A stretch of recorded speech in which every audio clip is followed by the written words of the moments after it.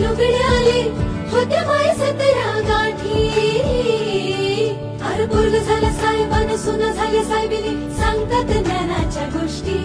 अरे पोरग झालं साहेबान सुना झाल्या साहेबिनी सांगतात ज्ञानाच्या गोष्टी. माझ्या भीमान भीमान माझ्या भीमान भीमान माझ्या भीमान भीमान मान सोन्यान भरली ओटी.